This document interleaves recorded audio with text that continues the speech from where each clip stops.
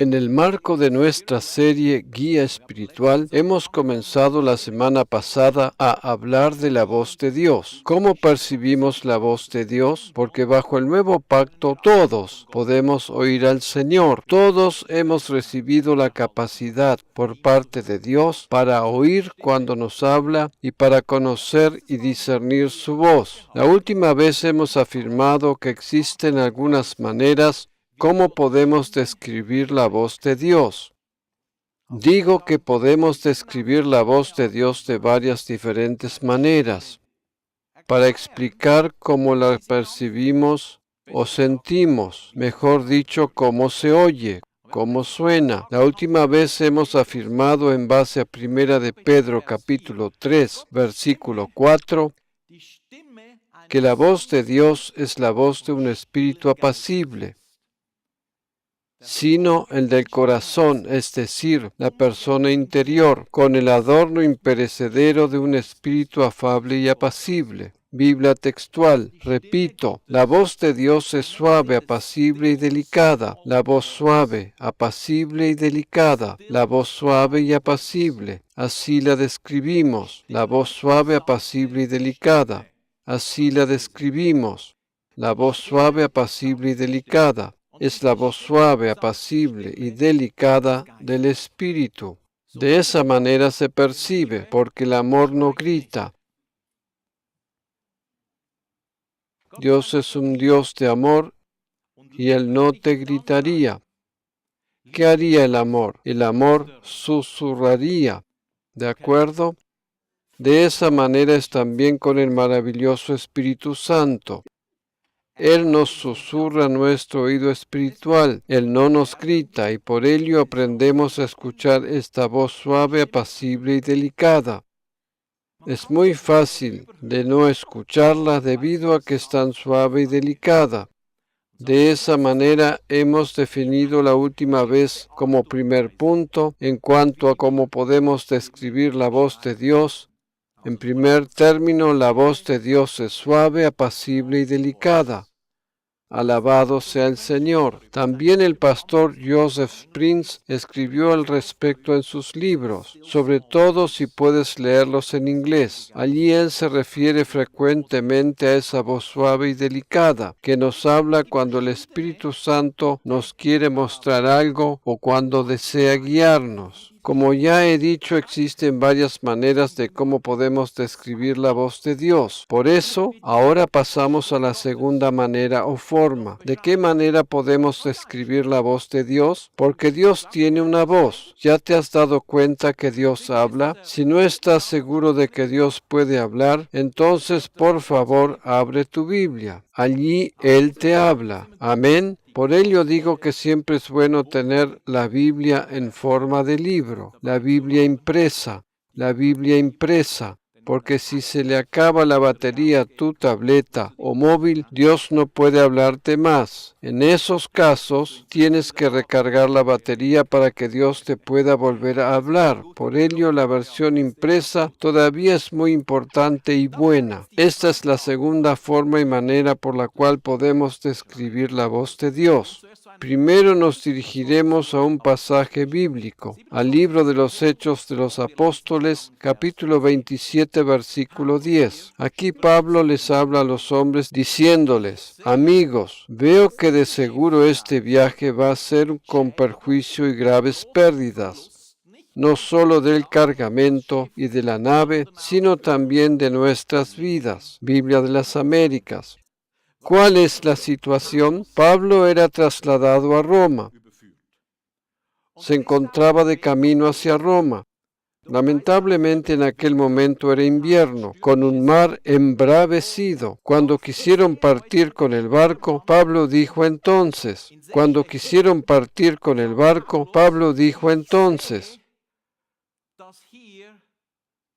veo que de seguro este viaje va a ser con perjuicio y graves pérdidas. Él dijo en aquel momento, veo. En este caso, Pablo no veía algo anticipadamente en el ámbito natural. Esto lo vio con su ojo espiritual. Existe otra forma en que podemos describir esta palabra, por eso vamos a ir a otras traducciones. Por ejemplo, la versión en inglés, King James dice, I perceive, I perceive. ¿De acuerdo? Esto es, yo percibo, yo percibo. La palabra griega de soreo también significa eso. Esto quiere decir que el apóstol percibía y discernía algo. Así es que podríamos afirmar que esta segunda manera como describimos a esta voz interior es por ver anticipadamente o simplemente expresado por medio de percepción. Percibimos algo en el espíritu, una percepción. Tú recibes una percepción. Pablo dijo, yo percibo, yo veo, yo discierno, percibo. Él percibió en su interior como este viaje era peligroso. Él lo percibió. Y cuando se presentan tales percepciones de advertencia, amigos míos, entonces son advertencias divinas. Entonces se trata de advertencias por parte de Dios, porque nadie debiera partir de esta tierra antes de tiempo. Dios escogió un camino, nos quiere guardar y proteger, y eso lo hace dándonos percepción. Y eso lo hace dándonos percepción.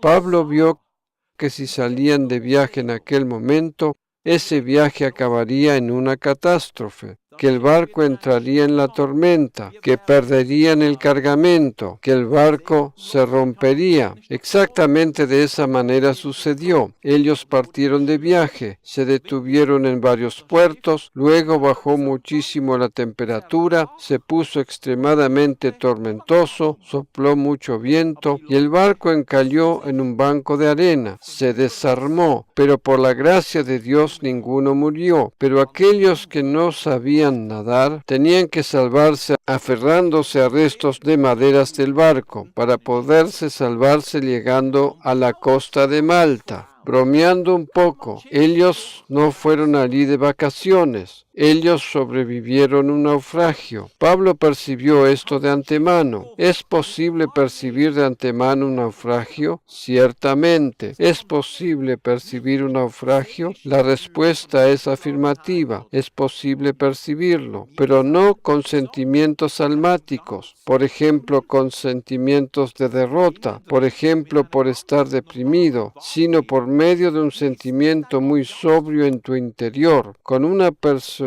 muy natural, y esta percepción no está ligada con el temor. Esta percepción. Yo me acuerdo que hace muchos años en el pasado viajaba muchas veces a los Estados Unidos, al menos una vez al año. Así fue que cierto día reservé mi vuelo.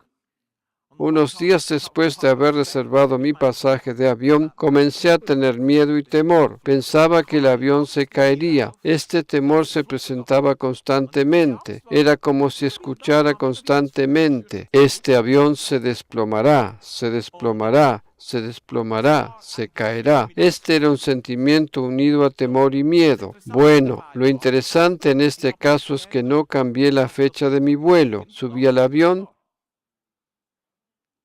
Todo salió bien. Como te darás cuenta, el avión no se cayó. Para mí fue fácil establecer la diferencia. Una percepción espiritual nunca está ligada a temor, nunca, nunca. Porque se trata de algo que sabes, de una advertencia que no te infunde temor, que no te oprime, porque el temor y miedo es la fe del diablo. El temor es la fe del diablo. La fe de Dios es seguridad, confianza, estar convencido. Así es la fe de Dios.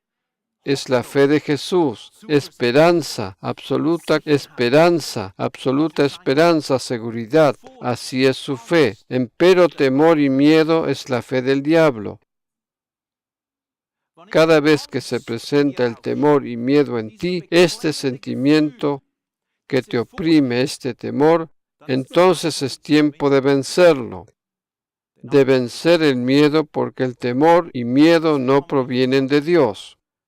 Temores no provienen de Dios. Dios es paz. Dios es un Dios de paz. ¿Está escrito en algún lugar de la Biblia que Dios es un Dios de temor? ¿Que es un Dios de pánico? Lo único que está escrito es que tengamos temor de Dios.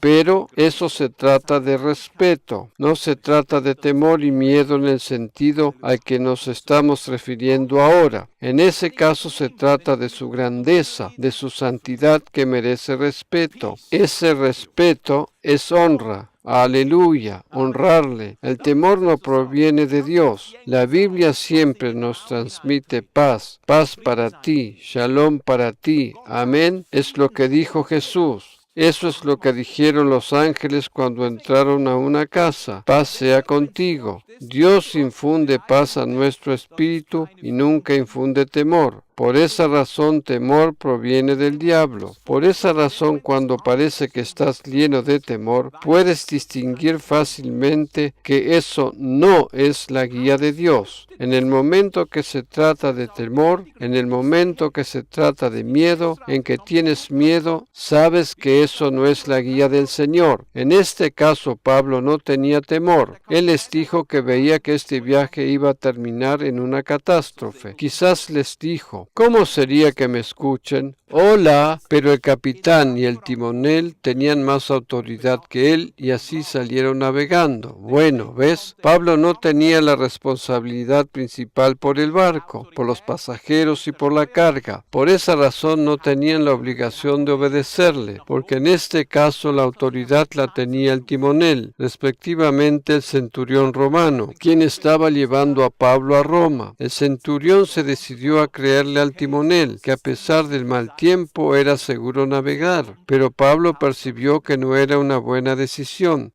Por esa razón, en aquella noche se le apareció un ángel que le dijo: no temas, Pablo, has de comparecer ante el César, y he aquí, Dios te ha concedido todos los que navegan contigo. ¿Comprendes? Dios le concedió paz. Imagínate, Pablo recibió esa percepción de que las cosas no saldrían bien, no conviene navegar. Él mismo no tenía miedo, pero vio de antemano, percibió que era un grave error salir a navegar. Pero la gente decía: no nos importa lo que digas. Nosotros somos soldados romanos. Soy un timonel muy experimentado y ya he conducido el Titanic. Bueno, muy tranquilizador no es, dado que el Titanic se hundió.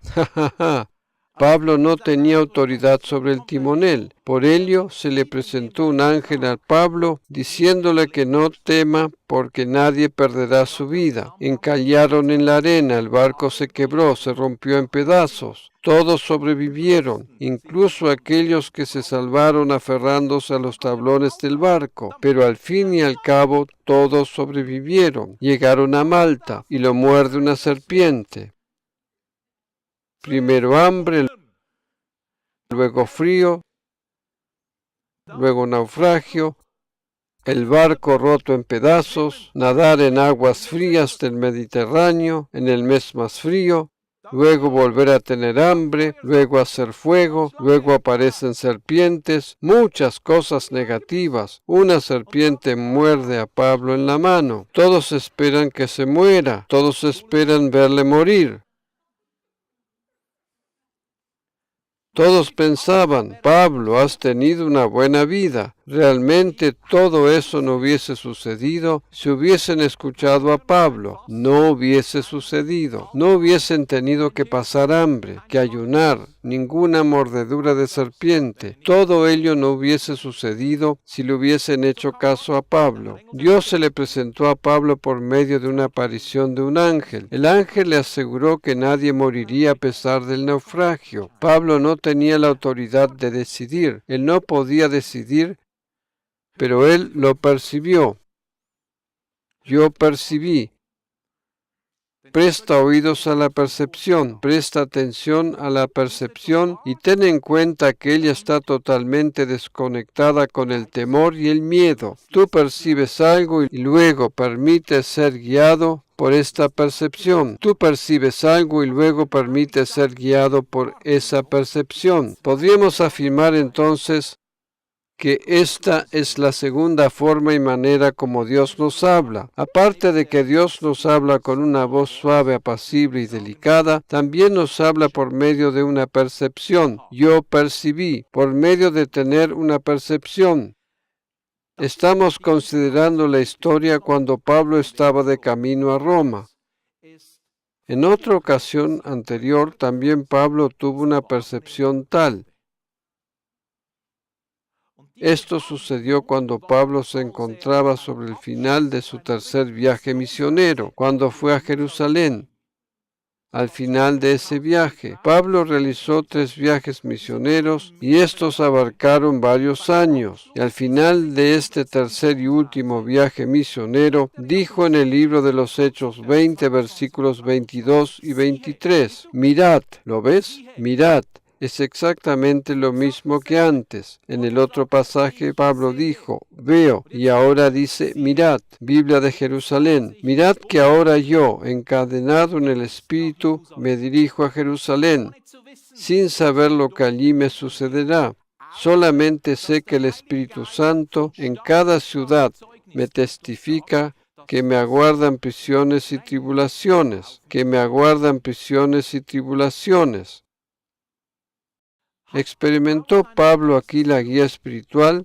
Absolutamente afirmativo, porque él dijo que iba encadenado en el espíritu. Esa era una expresión respecto a la guía que percibió en su espíritu. Dijo que percibió que le esperaban prisiones y tribulaciones, que le esperaban prisiones y tribulaciones.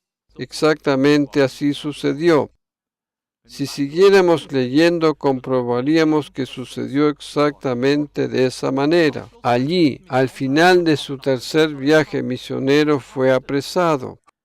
Fue apresado porque hubo un tumulto. ¿Lo ves? Cuando Pablo llegaba a un lugar, en las ciudades donde evangelizaba sucedían 2 cosas.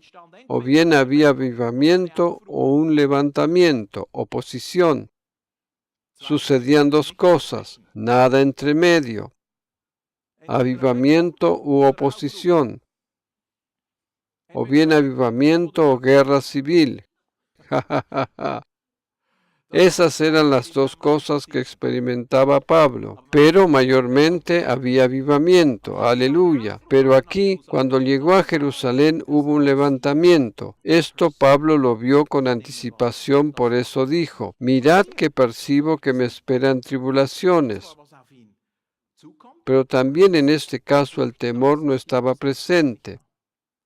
Él ve y percibe lo que está por venir. Él vio y percibió lo que se le estaba por venir encima. Pero el temor y miedo estaba ausente, no estaba presente. Y ahora entra en juego algo muy interesante. Es algo que se aplica perfectamente a nuestra vida diaria. La Biblia es sumamente práctica. Encontramos en ella muchas cosas relacionadas a nuestra vida diaria. Pablo se puso de camino. Hay que tener en cuenta que Hechos 20 es el capítulo cuando citó a los ancianos, a todos los ancianos de Éfeso. Pasó algunas horas con ellos y allí hizo su discurso de despedida frente a estos ancianos. Sucedió en la ciudad de Mileto, pero hizo llamar a todos los ancianos de la zona de Éfeso y compartió con ellos un largo discurso. Pablo solía hablar largo y por ello una vez un joven cayó de la ventana a causa de que hablaba tan largo. Aquí habla ese discurso, todos se despidieron de él. Ahora nos dirigimos a Hechos capítulo 21 y leemos a partir del versículo 1. Después de separarnos de ellos, besos, zarpamos y fuimos con rumbo directo a Cos. Quizás alguno de vosotros ha estado el año pasado allí de vacaciones. Al día siguiente a Rodas. Quizás has estado allí de vacaciones hace 2 años. Y de allí a Pátara. No sé bien dónde es ese lugar, Versículo 2. Y encontrando un barco que partía para Fenicia, subimos a bordo y nos hicimos a la vela. Siguiente versículo. Cuando avistamos Chipre, quizás también estuviste allí. Dejándola a la izquierda, navegamos hacia Siria. Factiblemente no estuviste nunca allí. Y desembarcamos en Tiro porque la nave debía dejar su cargamento allí. Luego sigue diciendo en el versículo 4. Después de hallar a los discípulos, estaban de camino hacia Jerusalén. Pablo sabía que era correcto ir hacia allí, porque afirma que era guiado por el Espíritu Santo. Entonces se encontró allí discípulos, creyentes. Se quedaron 7 días allí, y estos profetizaban a Pablo por el Espíritu que no fuera a Jerusalén. ¿Quién entonces tenía razón? Se trata de la misma historia en el mismo ritmo, o bien con el mismo desarrollo. En parte, Pablo en Mileto sabía que tenía que ir a Jerusalén. Él percibió del Espíritu ir a Jerusalén. Se encontraba de camino a Jerusalén. Aquellos hermanos le profetizaban diciéndole: Pablo, no vayas a Jerusalén. El Espíritu nos dice que no debes ir a Jerusalén. Por tanto, tenemos aquí 2 versiones.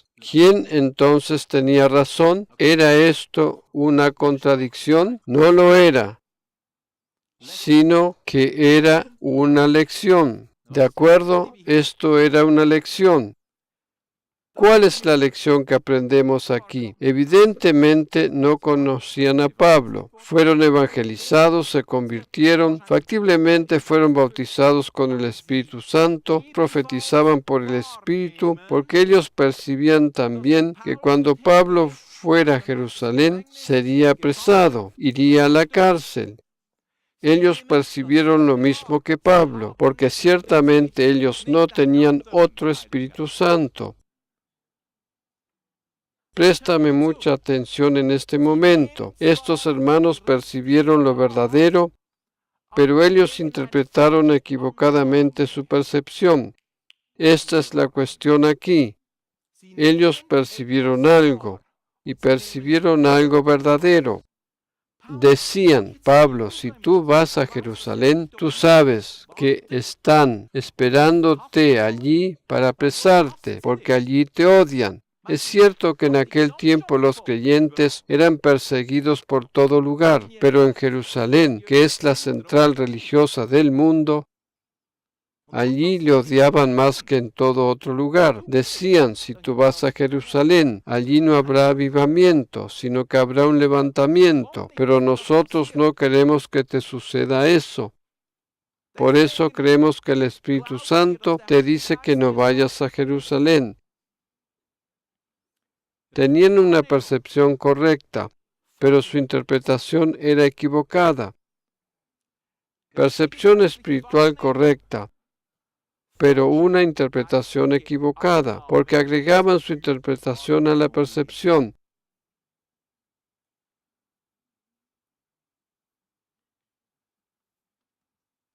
¿Ves? Justamente por ello, tenemos que ser muy sabios en cuanto a palabras proféticas.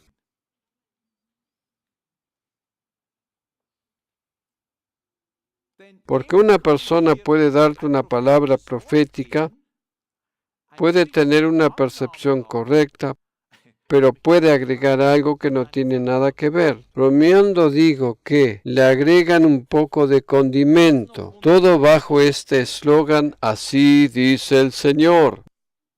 ¿De acuerdo? Por esa razón nos distanciamos en parte de ciertos ministerios proféticos. Nosotros no creemos que bajo el nuevo pacto debe haber escuelas proféticas. En la Biblia encuentras las escuelas proféticas en el antiguo pacto, por ejemplo, Elías. Bajo el nuevo pacto debería haber escuelas bíblicas que capaciten para el ministerio y no que capaciten para profetizar. Debieran capacitar para los 5 ministerios, para el ministerio evangelístico. También debes ser algo cauteloso en cuanto a reuniones proféticas. En el mejor de los casos, mucho es correctamente percibido, pero muy pocas veces se te comparte la correcta interpretación. Aquí encontramos un ejemplo clásico en cuanto a que es posible comenzar algo en el espíritu y acabar en la carne. ¿Comprendes? Se puede comenzar correctamente en la percepción, pero terminar con interpretación en la carne. Sucede agregándole lo propio. Por ello es importante que seas muy cuidadoso en cuanto a la profecía, porque tiene que coincidir en un 100%. ¿De acuerdo? Luego, el relato sigue en el versículo 5.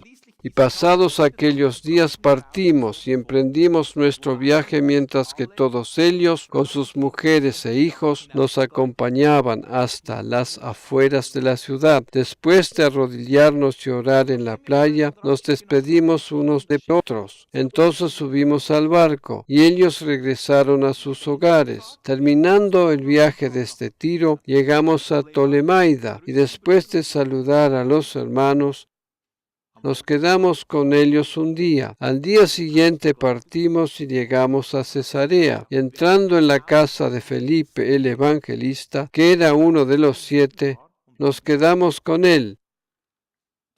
Este tenía 4 hijas doncellas que profetizaban. Es realmente interesante cómo Pablo se encuentra con varios creyentes que pueden profetizar y que pueden percibir la guía del Espíritu. Y luego en el siguiente versículo sigue diciendo, y deteniéndose allí varios días, descendió de Judea cierto profeta llamado Ágabo. Sigue diciendo, quien vino a vernos, y tomando el cinto de Pablo, se ató las manos y los pies, y dijo, así dice el Espíritu Santo, así atarán los judíos en Jerusalén al dueño de este cinto. Obviamente se trataba de Pablo, y lo entregarán en manos de los gentiles. Sigue diciendo, es interesante, Agabo el profeta hace todo correctamente. Él compartió solamente lo que recibió.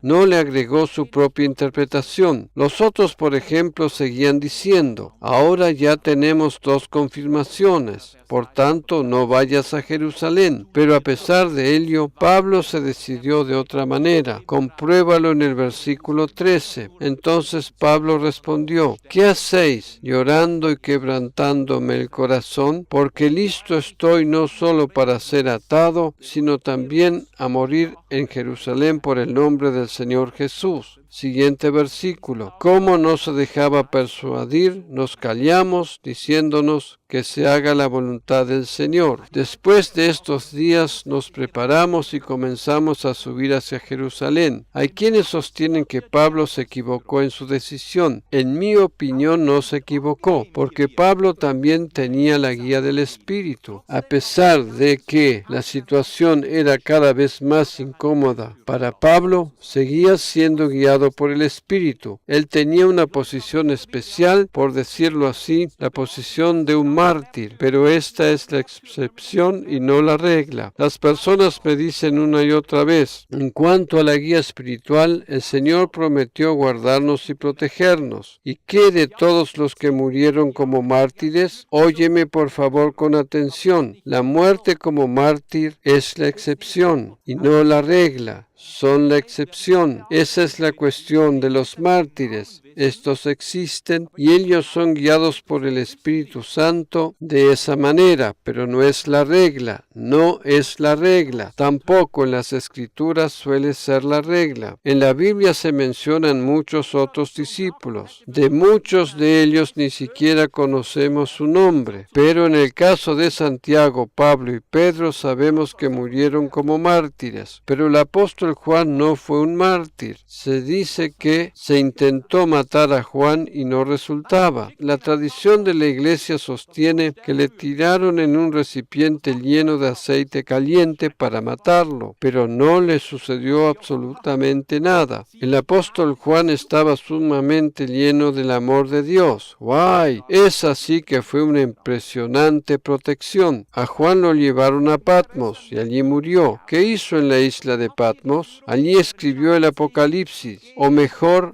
dicho, la Revelación. En alemán este libro se llama Revelación. Escribió el libro de Revelación. Allí vio los secretos del futuro y murió de muerte natural siendo de muy alta edad. Es cierto que Pablo murió como mártir, pero esa es la excepción y no la regla. Pablo experimentó en este caso también la guía del Espíritu y se decidió por ir a Jerusalén. ¿Quién tenía razón? ¿Quién tenía razón? Pablo tenía razón. Él tenía razón. El profeta Ágabo fue sabio. Solamente compartió la clara percepción, pero no le agregó propia interpretación. Esto es madurez profética. Inmadurez profética es agregarle muchas otras cosas. Ser proféticamente maduro significa decir solamente aquello que sabemos que es plenamente correcto, compartir la pura percepción y dejar de lado toda otra cosa que pensamos que debería agregarse, porque fácilmente ello se realiza en el ámbito almático y carnal. ¿De acuerdo? Aquí encontramos un grandioso ejemplo de percepción. Aquí vemos que Pablo percibió ir, vemos que los discípulos percibieron, vemos que Agabo percibió. La correcta interpretación la tuvo Pablo. En realidad no necesitaba una interpretación. Él sabía lo que se avecinaba. Los otros compartían interpretaciones que no debieran haber compartido. Pablo tenía el control, y eso es algo que tú también siempre deberías saber cuando se trata de algo profético. Mantén tú mismo el control. No permitas que otra cosa te controle. Controla tú la situación. El profeta no debe controlarte a ti. Tú debes controlar y discernir, porque tú lo sabes mejor que cualquier otro, porque por decirlo así, tú eres tu propio profeta. Tú lo sabes mejor que otro, porque el Espíritu Santo vive en ti, en tu espíritu humano. Aleluya, Él vive en ti. En primer lugar, el Espíritu Santo te concede la percepción en ti. Bueno, si alguien te confirma algo, entonces gloria al Señor. Si una profecía te confirma algo, entonces aleluya. Entonces levanta tus dos manos en señal de victoria. En ese caso, esa palabra sirve para el mismo propósito, para confirmar, confirmación. En primer lugar, tú tienes la guía en ti mismo. Dios te habla aquí en tu interior. La percepción existe. Vayamos a un tercer ejemplo. Todas las cosas buenas son tres. Un tercer ejemplo que te comparto en cuanto a la percepción, porque es muy importante que aprendamos a prestar oído a esas percepciones, pero también es importante que aprendamos a no agregar nuestras propias interpretaciones,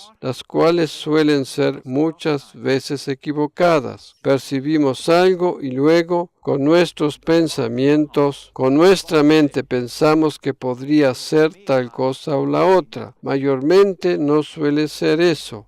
Si percibes algo, entonces espera cuando todavía no sabes lo suficiente, ¿de acuerdo? Si percibes algo respecto a una cuestión, por ejemplo, mi vida está yendo en cierta dirección, no te apures a determinar una interpretación de esta frase. Mejor es que esperes hasta que estés completamente seguro, hasta que sepas más y estés completamente seguro que ese es el camino correcto. Otro pasaje que les quiero mostrar lo encontramos en el libro de Nehemías, Nehemías capítulo 6. Nehemías era un grandioso hombre de Dios. Él no era un profeta como lo fueron Isaías o Jeremías, pero lo ubicamos dentro de los profetas. Si bien él era copero del rey, era un funcionario de alto grado y responsable por la comida y bebida, trabajaba como copero del rey. Nehemías se presentó delante del rey en su función de copero y dijo: necesito algunos días libres. De esos pocos días llegaron a ser algunos meses. Yo necesito ser librado por un tiempo de mi trabajo aquí, porque el Señor puso en mi corazón reedificar el muro de Jerusalén. Y aquel buen rey le dijo: es una idea excelente, hazlo, te libero de tu trabajo aquí. Nehemías le tenía que decir al rey cuánto tiempo estaría ausente. Fue así que el copero del rey se puso de camino. Lo siguiente está relatado en el libro de Nehemías en tu Biblia. Se dedicó a reedificar el muro y lo llevó a cabo. La situación era que el muro de Jerusalén era un montón de escombros, por decirlo así. El pueblo de Israel no tenía un lugar. En aquel tiempo Israel tenía muchos enemigos, al igual que los tiene actualmente. Un montón de enemigos que trataban de dañarlos de diferentes maneras. Él recibió esa visión, regresó a Jerusalén, encontró las personas correctas para ayudarle, pero también encontró enemigos que querían impedir a toda costa la reedificación del muro. Estos enemigos trataban de colocarle una trampa detrás de la otra. Realmente intentaban de colocarle constantemente piedras en su camino. Nehemías reedificó el muro de Jerusalén. Los enemigos intentaban colocarle trampas. Querían impedir que logre su propósito. Eran muchas personas que querían atacarlo y sacarlo del camino. En esta historia hubo una situación especial en la que observamos la percepción que tuvo Nehemías. Bajo el antiguo pacto eran normalmente guiados externamente y no interiormente, pero en el caso en que el Espíritu Santo venía sobre ellos, estas personas también llegaban a recibir percepciones en su interior. Ellos no estaban bautizados con el Espíritu Santo, tampoco eran renacidos, pero tenían una posición especial porque el Espíritu estaba sobre ellos. La regla era que en el antiguo pacto el pueblo de Israel era guiado externamente y por medio de señales, y no eran guiados desde su interior, de la manera que lo experimentamos nosotros hoy. Pero profetas y personas que estaban ungidas, que habían sido llamadas por Dios para ciertos propósitos, también podían recibir la percepción correcta. Vayamos a Nehemías capítulo 6, versículos 10 al 14. Contemplemos lo que allí está escrito, lo que dice Nehemías aquí. Cuando entré yo en la casa de Semaías, hijo de Delaía, hijo de Mehetabel, que estaba encerrado allí, él dijo: reunámonos en la casa de Dios, dentro del templo, y cerremos las puertas del templo, porque vienen a matarte, vienen de noche a matarte. Esto es lo que Semaías le dijo a Nehemías. Tienes que saber que Semaías era un profeta, pero Nehemías dijo en el versículo 11, pero yo dije, huir un hombre como yo. Se trata de Nehemías. Entonces me di cuenta. Aquí lo encontramos otra vez, impresionante. La Biblia textual dice, y discerní. En este caso también en la traducción King James en inglés está escrito, yo percibí, justamente en el versículo 12 del capítulo 6 de Nehemías. También la palabra hebrea nakar, usada en este versículo en el original, significa percibir, distinguir, discernir. En otras palabras, Nehemías está diciendo, yo veo, yo percibo. Sigamos leyendo en español, significa lo mismo. Entonces me di cuenta de que ciertamente Dios no lo había enviado, sino que había dicho su profecía contra mí, porque Tobías y Sanbalat, estas dos personas eran enemigos de Nehemías constantemente.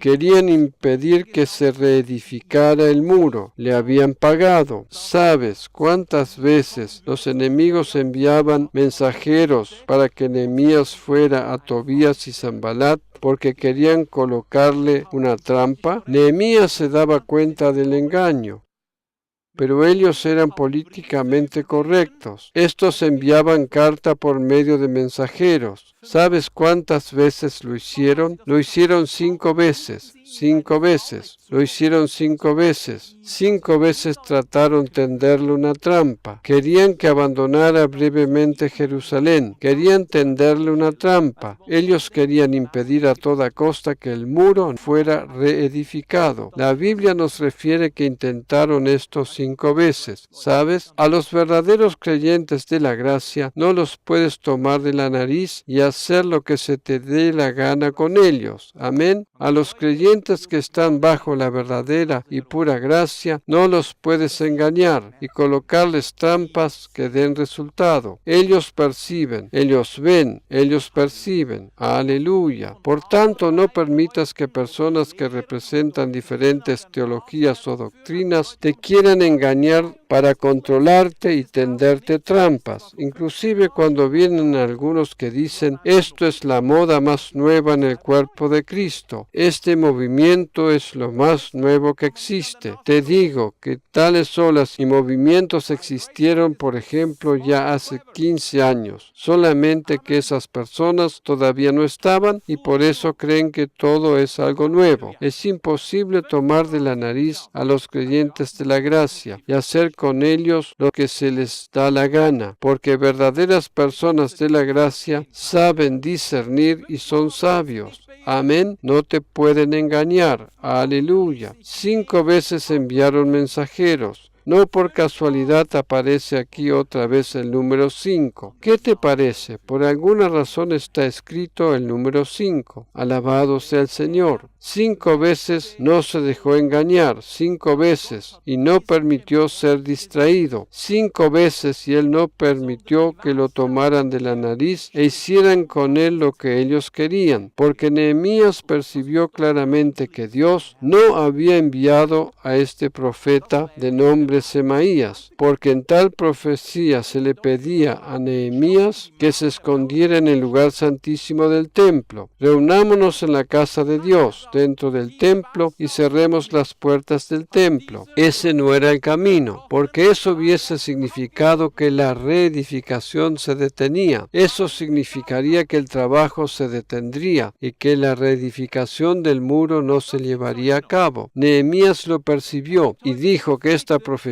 la dijo este profeta porque lo habían sobornado, porque le pagaron. Lamentablemente estas cosas también existen actualmente. Hoy existen profetas que te profetizan para que tú pagues. Es ciertamente así, y eso es totalmente errado. Nehemías era suficientemente sabio y percibió lo verdadero. Amigo, hermano, tú mismo tienes la verdadera percepción, pero es importante observar que Nehemías no tenía temor. Nehemías dijo, no, a mí no me puedes engañar, conmigo no pueden. El profeta Semaías había sido sobornado. Nehemías dijo, yo percibí, yo vi y me di cuenta, aleluya. ¿Sabes una cosa? Tú percibes y te das cuenta cuando algunas personas te quieren influenciar para que hagas algo que no está en la voluntad de Dios. Tú percibes esa percepción en ti y percibes que algo no está en orden, y quizás no puedas formular exactamente lo que es. Realmente no hay necesidad de que lo hagas, porque en cada caso podrías llegar a agregarle alguna interpretación equivocada. La percepción debería ser suficiente para ti. Alabado sea el Señor. De esa manera nos guía el Señor actualmente. Presta oídos a esa percepción interior. Aleluya, percíbela. Y de esa manera oyes la voz de Dios. En cuanto a algo que estamos considerando, se trata más de ser guiados o dirigidos por medio de estas percepciones. La voz de Dios es aquella voz suave, apacible y delicada.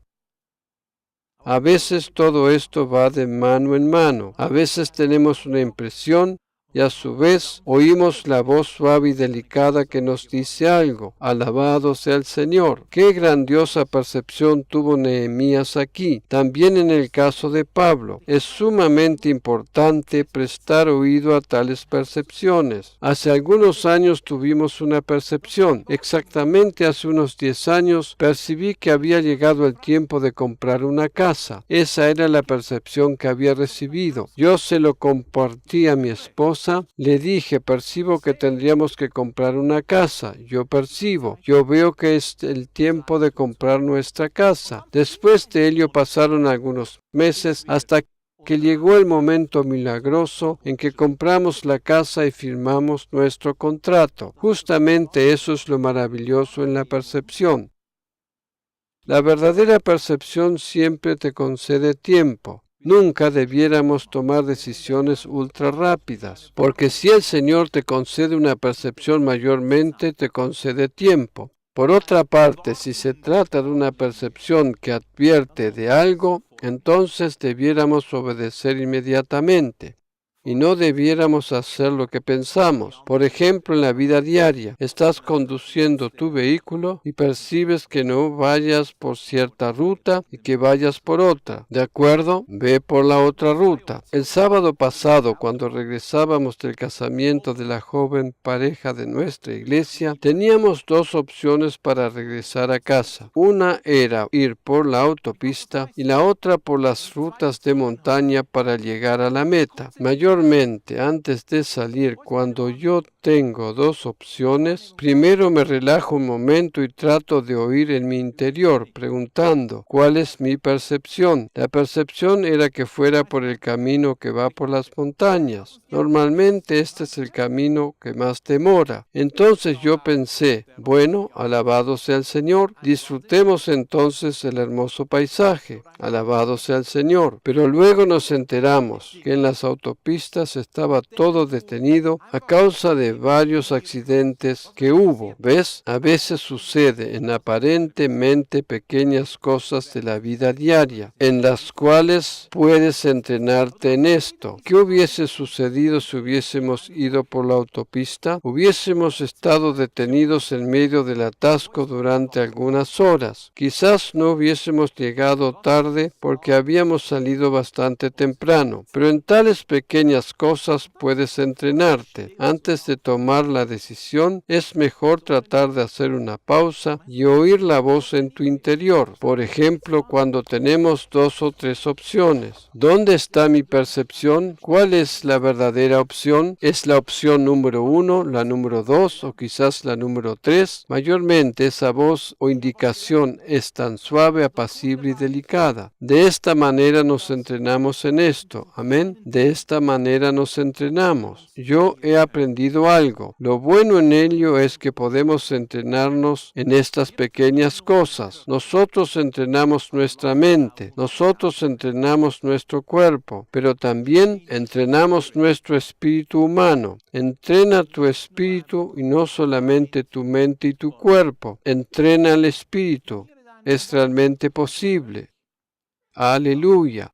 Tales pequeños pasos nos son de mucha ayuda. La manera como aquella vez habíamos percibido de pronto que había llegado el tiempo de comprar una casa. Habían pasado varios meses después. La percepción no desaparecía. Esta percepción no desaparecía. El hecho de que la percepción no desaparece es una confirmación. Por otra parte, si la percepción viene y se va, entonces olvídate de ello. Si viene y se va como el tiempo, entonces olvídate de ello. Pero cuando la percepción permanece, cuando permanece, entonces es el Señor quien te está hablando. Amén. Si desaparece o se desintegra en el aire, olvídate de ello. Pero si esa percepción interior permanece constantemente, entonces el Señor te está hablando porque Él quiere guiarte y dirigirte. Alabado sea el Señor. Amén y amén.